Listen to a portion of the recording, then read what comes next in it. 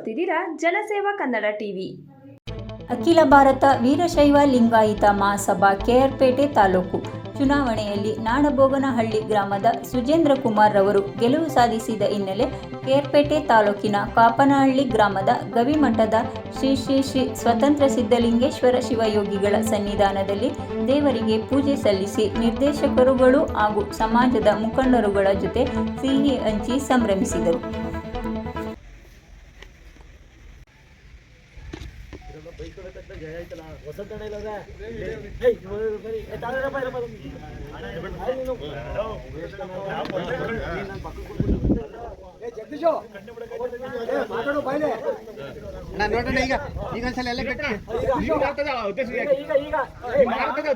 ನಮ್ಮ ಸುಜೇಂದ್ರ ಕುಮಾರ್ ಸರ್ ಅವರು ಆಯ್ಕೆಯಾಗಿದ್ದಾರೆ.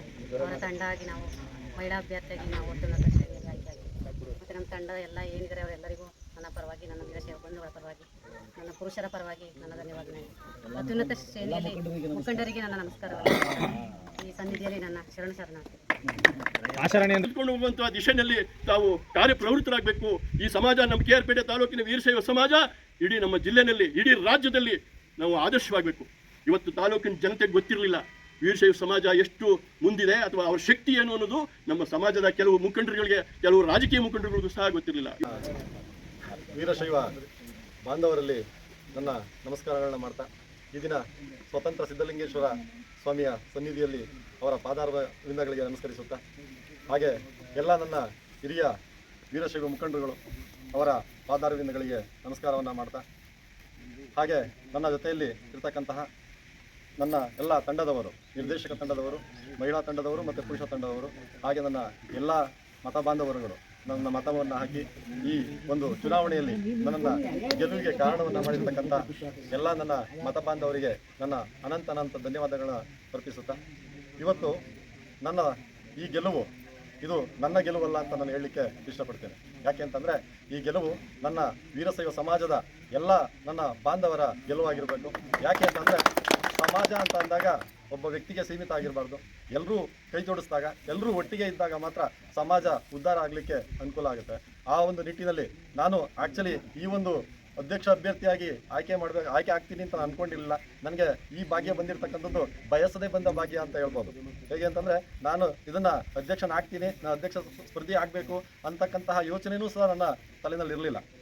ಇದು ಅನ್ಎಕ್ಸ್ಪೆಕ್ಟೆಡ್ ಆಗಿ ನನ್ನ ಈ ಒಂದು ಸ್ಪರ್ಧೆಯಲ್ಲಿ ನಿಲ್ಲಿಸಿ ನನ್ನನ್ನು ಅಧ್ಯಕ್ಷ ಸ್ಥಾನದಲ್ಲಿ ಗೆಲ್ಲಿಸಿಕೊಟ್ಟಂಥ ಎಲ್ಲ ನನ್ನ ಮತ ಬಾಂಧವರು ಮತ್ತು ನನ್ನ ವೀರಶೈವ ಬಾಂಧವರಲ್ಲಿ ನನ್ನ ಧನ್ಯವಾದಗಳನ್ನ ಹೇಳ್ತಾ, ಇನ್ನು ಮುಂದೆ ನಮ್ಮ ಸಮಾಜದಲ್ಲಿ ಆಗಬೇಕಾದಂಥ ಕಾರ್ಯಗಳು ತುಂಬ ಇದೆ.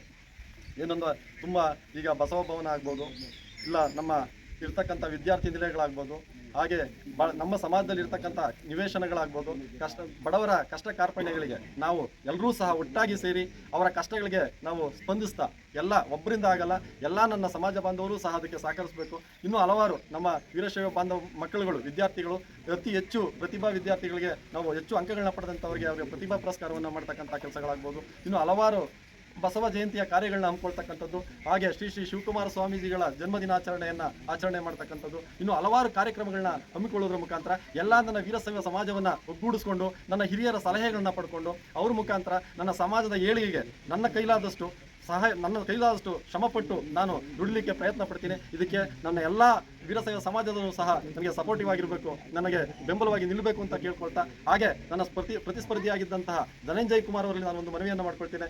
ಈಗ ಸ್ಪರ್ಧೆ ಅಂತಕ್ಕಂಥದ್ದು ಸೋಲು ಗೆಲುವು ಅದು ಸಾಮಾನ್ಯ, ಅದು ಯಾರಿಂದಲೂ ಅದು ಮೇಲೆ ನಿಶ್ಚಿತವಾಗಿರುತ್ತೆ. ಅದನ್ನು ಮನಸ್ಸಿಟ್ಟುಕೊಳ್ಳದೆ ನನ್ನ ಎಲ್ಲ ವೀರಶೈವ ಬಾಂಧವರ ಜೊತೆ ನೀವು ಸಹ ನನ್ನ ಜೊತೆಯಲ್ಲಿ ಸೇರಿಕೊಂಡು ನಿಮ್ಮ ಸಲಹೆಗಳನ್ನ ನಮಗೆ ಕೊಟ್ಕೊಂಡು ನಮ್ಮ ಜೊತೆಯಲ್ಲಿ ಒಟ್ಟಿಗೆ ನಾವೆಲ್ಲರೂ ಸಹ ನಮ್ಮ ಸಮಾಜವನ್ನು ಉತ್ತಮ ರೀತಿಯಲ್ಲಿ ಬೆಳೆಸ್ಕೊಂಡು ಹೋಗ್ಲಿಕ್ಕೆ ಅನುವು ಮಾಡಿಕೊಡ್ಬೇಕು ಅಂತ ಹೇಳಿ ನಿಮ್ಮೆಲ್ಲರಿಗೂ ನನ್ನ ನಮಸ್ಕಾರಗಳನ್ನ ಮಾಡ್ತಾ ನನ್ನ ವಂದನೆಗಳನ್ನ ಇದೆ.